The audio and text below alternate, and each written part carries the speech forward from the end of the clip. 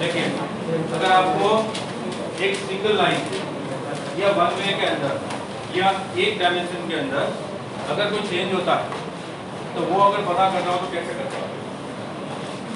जैसे मैं बात करता हूँ, मैं यहाँ से जा रहा हूँ, लिबड़ी गया, लिबड़ी से आगे क्या आता है, जो भी आता है अहमदाबाद का, इनके बीच में अगर मैं लिबड़ी जाके बोलता हूँ कि मैं सुरेंद्र नगर से इतने डिस्टेंस पे हूँ, ठीक है, कोई मेरे से आगे वो बोलेगा मैं सुरेंद्र नगर से इतने डिस्टेंस हूँ, तो मुझे पता चलेगा वो आगे है या मेरे से पीछे, पता कर सकता हूँ मैं।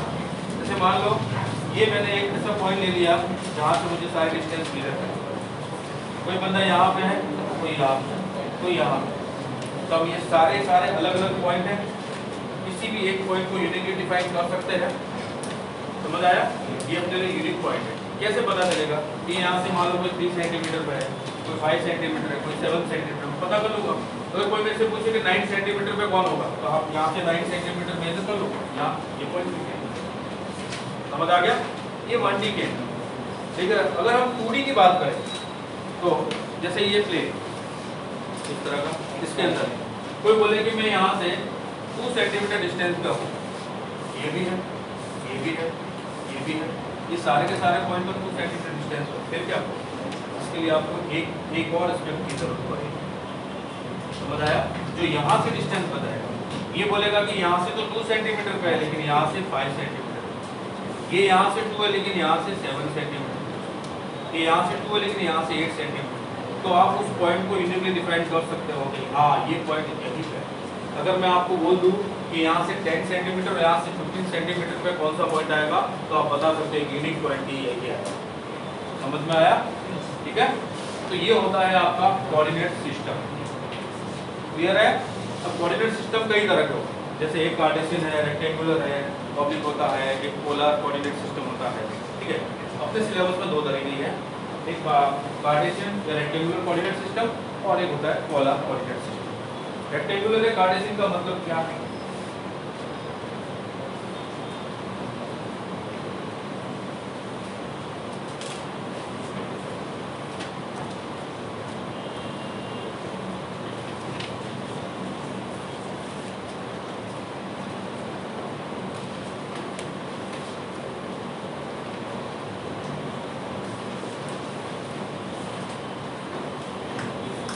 इसके लिए आपके पास 2 परपेंडिकुलर लाइन, 2 लाइन है, एक लाइन का नाम है x dash O x, number line बनाई। जब दुनिया वालों को नंबर के बारे में पता करना था तो उन्होंने क्या किया कि नंबर लाइन ही बना दिया, नंबर लाइन। अब दुनिया का हर नंबर इस नंबर लाइन पे किसी न किसी पॉइंट से रिप्रेजेंट होता है, दुनिया का हर नंबर। जैसे मैंने बोला कि ये 0 है, ये 1 है, तो 0 और 1 के बीच में जितने भी नंबर है वो सारे के सारे उन हर नंबर के लिए कोई ना कोई पॉइंट यहाँ पे अवेलेबल जरूर है, ठीक है। अब अगर हम डेसिमल की बात करें 1 डेसिमल 2 डेसिमल, तो इसको बड़ा करते जाओ, ऐसे आप लोगों ने छोटी क्लास में किया होगा ऐसे। दुनिया का हर नंबर किसी न किसी पॉइंट से रिप्रेजेंट होगा इस नंबर लाइन, और इस नंबर लाइन का हर पॉइंट किसी न किसी नंबर से रिप्रेजेंट होगा, इसीलिए इसको नंबर लाइन होगा। अब इन लोगों ने क्या किया कि अगर एक डायरेक्शन में चलना है तो ये नंबर लाइन काम कर जाएगी, लेकिन 2 डायरेक्शन में चलना है तो 2 नंबर लाइन ले आओ, एक को इसके वर्टिकल पर डाल, ये 2 डायरेक्शन होगी आपकी, एक होगी x dash O x number line horizontal, एक दूसरी नंबर लाइन लेके आगे इसका नाम है y डैश ओ।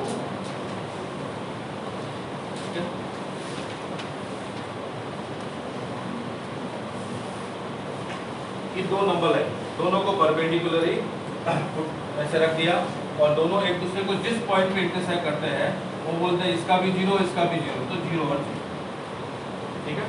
अब आप इसके अंदर कहीं पे भी मूव कराओ आपको उस पॉइंट के कोऑर्डिनेट मिलेंगे। कोऑर्डिनेट क्या चीज है? ये क्या करता है, पूरे प्लेन को 4 पार्ट में डिवाइड करता है, ये फर्स्ट क्वाड्रेंट, ये सेकंड क्वाड्रेंट, ये थर्ड और ये फोर्थ, ठीक है। ये 4 पार्ट में इसने डिवाइड कर दिया पूरे प्लेन में। अब ये बोल रहा है कि यहाँ से जो आप डिस्टेंस चलोगे उसको मैं बोलूँगा कि ये पॉजिटिव वाली हॉरिजॉन्टल लाइन के अंदर चलो। हॉरिजॉन्टल लाइन के 2 पार्ट कर दिए, इधर जाओगे तो नेगेटिव, इधर जाओगे पॉजिटिव। वर्टिकल लाइन के भी 2 पार्ट कर दिए, इधर जाओगे पॉजिटिव, इधर जाओगे तो नेगेटिव। आप यहाँ पे चल रहे हो, ये बोल रहा है कि आप एक्स एक्सिस के अंदर या फिर हॉरिजॉन्टल वाली लाइन के पॉजिटिव डायरेक्शन में चल रहे हो और फिर वर्टिकल लाइन के पॉजिटिव डायरेक्शन में चल रहे हो, ठीक है। अब यहाँ पे हम लोग इस पॉइंट के लिए हम लोग क्या लिखेंगे, ये यूनिकली डिफाइन हो जाए तो इसके लिए इंट्रोड्यूस किया गया ऑर्डर पेयर। हम लोगों ने सेट के अंदर पढ़ा ऑर्डर पेयर। अब उसके अंदर दो एलिमेंट लिखे। फर्स्ट एलिमेंट ये बताएगा कि आप इससे ये जो हॉरिजॉन्टल लाइन है उसके पॉजिटिव डायरेक्शन में कितने डिस्टेंस पे चले, और दूसरा बताएगा एलिमेंट कि आप इधर, ठीक है, वर्टिकल लाइन से पॉजिटिव डायरेक्शन में कितना चले, ये बताएगा। ठीक है, इनको आप इंटरचेंज नहीं कर सकते। फर्स्ट वाला इसकी प्लेस पोजीशन फिक्स है, ये आपको बताएगा। इस लाइन को नाम दिया गया x dash O x line, मतलब ये x एक्सिस हो गया, ये y एक्सिस हो गया। इधर वाले को positive x axis, negative x axis, positive y axis और नेगेटिव y एक्सिस।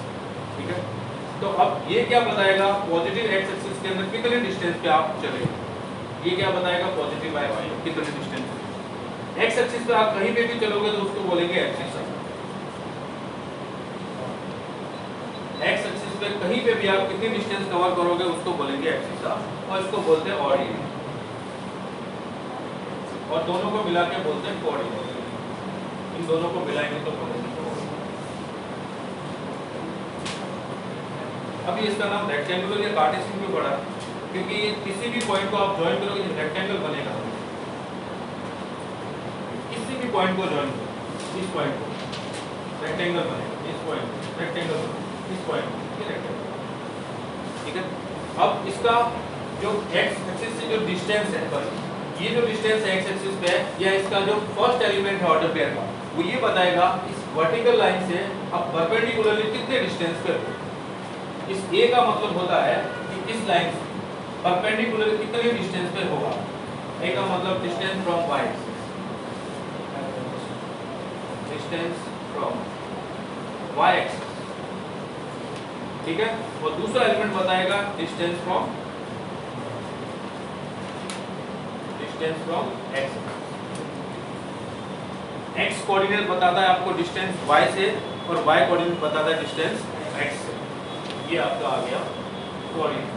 ठीक है, अगर यही कोऑर्डिनेट इस कोऑर्डिनेट में अगर होगा तो a, b, इस केस में आपका a नेगेटिव हो जाएगा और b पॉजिटिव। इस केस में अगर यहाँ है तो a, b, a भी नेगेटिव और b भी नेगेटिव, और इस यहाँ पे तो a पॉजिटिव है, b नेगेटिव। इधर है तो a, b क्या हो जाएगा, b नेगेटिव, a पॉजिटिव और b नेगेटिव। क्या ये बात समझ आई आप लोगों को? किसी को डाउट है? ये है कार्टेशियन कोऑर्डिनेट सिस्टम।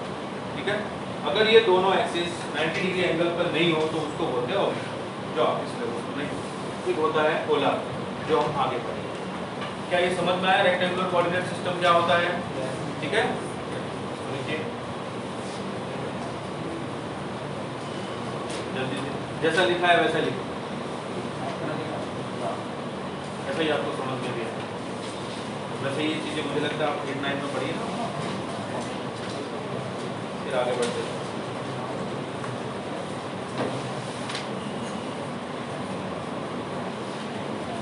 आप लोग इस चीज के बारे में और जानते हैं क्या? आप लोगों ने 10th क्लास में डिस्टेंस फॉर्मूला का डेरिवेशन पढ़ा है? सेक्शन फॉर्मूला डेरिवेशन पढ़ा है? वो नहीं करवा, इंटरनल और एक्सटर्नल दोनों का सेक्शन फॉर्मूला पढ़ा है ना? याद नहीं? ये एक पॉइंट है A, इसके कोऑर्डिनेट है x1, y1। एक पॉइंट है B, इसके कोऑर्डिनेट है x2, y2। ये मुझे डिस्टेंस चाहिए AB की। यहाँ से परपेंडिकुलर ड्रॉ किया, यहाँ से परपेंडिकुलर ड्रॉ किया, और ये परपेंडिकुलर है।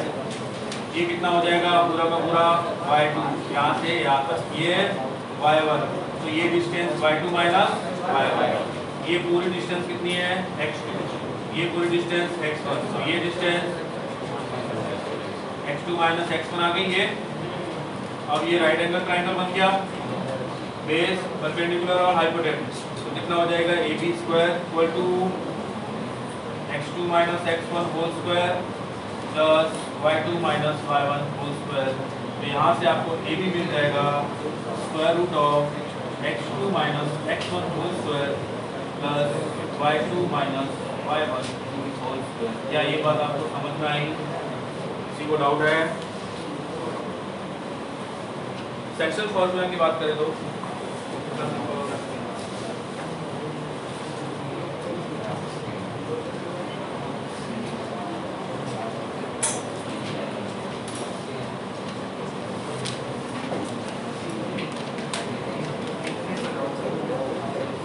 मान लो ये पॉइंट है ए, इसके कोऑर्डिनेट है x1, y1।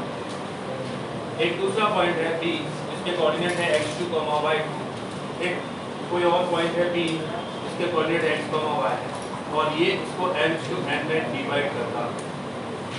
ठीक है, अगर मैं यहाँ से ये परपेंडिकुलर और ये परपेंडिकुलर, ये डिस्टेंस हो जाएगी आपकी x1, ये डिस्टेंस x2 और ये डिस्टेंस x3। ठीक है, अगर आपसे ये डिस्टेंस पूछता हो तो कितनी होगी? x है ना, x2 माइनस x। ये डिस्टेंस पूछता हो तो कितनी होगी? x3 minus x। क्या ये बात समझ आई? अगर आपसे ये डिस्टेंस पूछी जाए तो ये कितनी होगी? ये पूरी y है और ये y1, ये y माइनस y1 हो जाएगी। क्या ये बात समझ आई? और ये डिस्टेंस अगर आपसे पूछा जाए तो y2 माइनस y, ये इतनी डिस्टेंस। क्या ये समझ आया? किसी को डाउट है? अब देखो, क्या ये जो ट्रायंगल है ए एन पी और पी एन पी दोनों सिमिलर ट्रायंगल होंगे बाय ए सिमिलरिटी। एंगल कौन कौन से एंगल? ये 90 डिग्री और ये वाला, दोनों इक्वल होंगे। समझ आया? अगर दो ट्रायंगल सिमिलर ट्रायंगल है तो क्या होता है? कॉरेस्पॉन्डिंग साइड का रेशियो इक्वल हो। तो मैं क्या लिखूं? AP अपॉन PP को AP upon PP, AP upon PP को मैं AM अपॉन PN लिख सकता हूँ। AM अपॉन PN ऐसा लिख सकता हूँ क्या? लिख सकता हूँ ना? सिमिलर ट्रायंगल है तो AP अपॉन PP तो आपको m² है गिवन है, और AM कितना? x2 माइनस x है, और PN कितना? x3 माइनस x है। x3 कहाँ से है?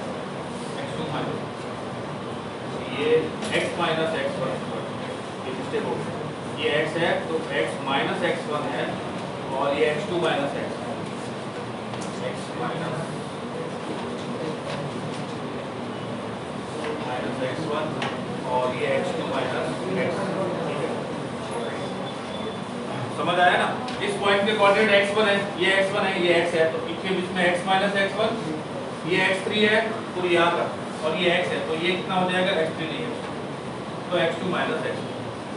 अब यहाँ से क्रॉस मल्टीप्लाई करो, mx2 minus mx equal to nx minus nx1। अब ये nx1 को उधर भेजता हूँ, mx2 plus nx1 equal to mx plus nx। इन दोनों में से x कॉमन निकाला तो m plus n equal to mx2 plus nx1। तो x क्या हो जाएगा? mx2 plus nx1 upon m plus n। ये हो गया x कोऑर्डिनेट उस पॉइंट का जो AB को m/n में डिवाइड कर।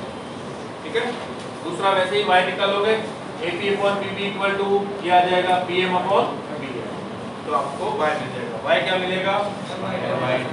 my2 plus ny1 upon m plus n। अगर एक्सटर्नल डिवाइड करेगा तो क्या हो जाएगा? ये पॉइंट यहाँ आ जाएगा m/n। ठीक है, ये पूरा m हो जाएगा और ये इतना वाला पोर्शन m। चलिए, अगर आपको ये समझ में आया तो मुझे इस पॉइंट के कोऑर्डिनेट आप में से कौन बताएगा? ये एक स्क्वायर है, इसका नाम है A B C और D स्क्वायर का। ठीक है, इसके कोऑर्डिनेट है 12 प्लस 12,5। तो इस B पॉइंट के कोऑर्डिनेट कौन बताएगा? ये 12,5 उल्टा देख रहे हैं, 5,12। ठीक है, कोई भी पॉइंट अगर आपसे B पॉइंट के कोऑर्डिनेट पूछा जाता है कि B पॉइंट के, ये स्क्वायर है B पॉइंट के कोऑर्डिनेट बताओ, तो क्या बताओ?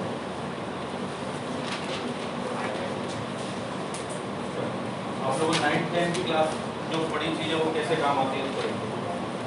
अगर मैं यहाँ से परपेंडिकुलर ड्रॉ करता हूँ और ये परपेंडिकुलर ड्रॉ करता हूँ, ध्यान से देखिए, अगर ये एंगल थीटा, मैंने ऐसे ही मान लिया थीटा है, तो क्या ये 90 होगा? स्क्वायर है ना, तो 90 होगा, तो ये 90 माइनस थीटा होगा, ठीक है, ये 90 होगा और ये 90 माइनस थीटा होगा। किसी को डाउट इस स्टेप तक? अगर ये 90 माइनस थीटा है, ये 90 तो ये कितना होगा? थीटा होगा। अगर ये 90 है तो ये 90 माइनस थीटा होगा, कैसे? अगर ये 90 है तो ये थीटा होगा। क्या ये बात समझ आई? किसी को डाउट है? ध्यान से देखना। अगर मैं बोलता हूँ कि ये और ये दोनों ट्राइंगल कॉन्ग्रुएंट, कैसे? हाँ, ये साइड ASA और ASA, तो बाय सिंप्लिसिटी क्या होगा? साइड है वो इक्वल हो जाएगी। तो अब आप मुझे बताओ कि ये साइड इसमें से किसके इक्वल होगी? इसमें से कौन सी साइड के इक्वल होगी? ये साइड है 90 वाली, जहाँ पे थीटा बना हुआ है, ये 90 होगी, ये वाली होगी। सोच के देखो सही है क्या? ये वाली होगी या ये वाली?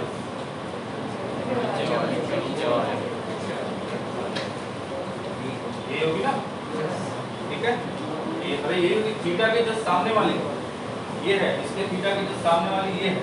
थीटा के सामने वाली नहीं चाहिए हमको, ये वाली चाहिए। थीटा के सामने वाली तो ये है, ये नहीं चाहिए तो कौन सी चाहिए? 90 के सामने, ये तो है 90 के सामने, ये होगी। तो इसकी लेंथ कितनी हुई?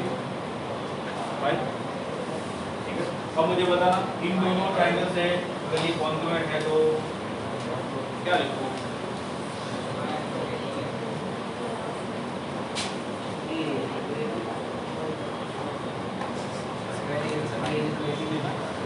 आप बताओ, ये तो हाई होगी और ये डिस्टेंस कौन बताएगा कितनी होगी?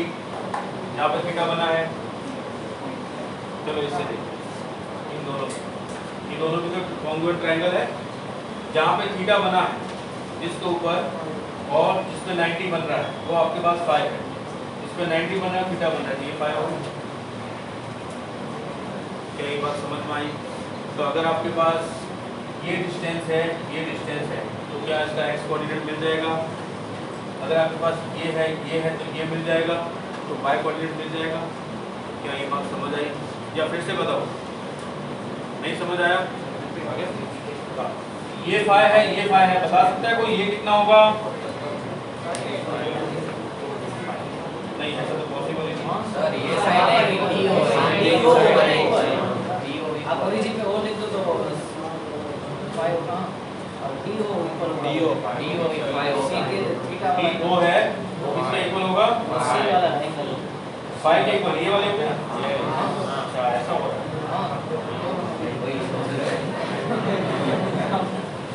अब देखो, अगर मैं पूछता हूँ आपसे ये पूरी की पूरी जो लेंथ है वो 12 है, पूरी की पूरी लेंथ, और ये 5 है, तो ये लेंथ कितनी होगी? इस ट्रायंगल के अंदर देखिए ये 7 आ गई। अब इस और इसको देखिए, अब यहाँ पे आप निकाल लीजिए, यहाँ पे जो भी लगेगा, तो इससे आपको यहाँ से ये डिस्टेंस प्लस ये डिस्टेंस क्या मिल जाएगा? एक्स कोऑर्डिनेट, और ये डिस्टेंस क्या मिल जाएगा? Y coordinate. इस तरह से कॉन्ग्रुएंट ट्रायंगल और सिमिलर ट्रायंगल को यूज करते हुए आप लोग कोऑर्डिनेट फाइंड करें, ठीक है। थोड़ा सा एग्जांपल ट्यूनिंग वाली क्लास में हम लोग एनसीईआरटी करेंगे। अच्छा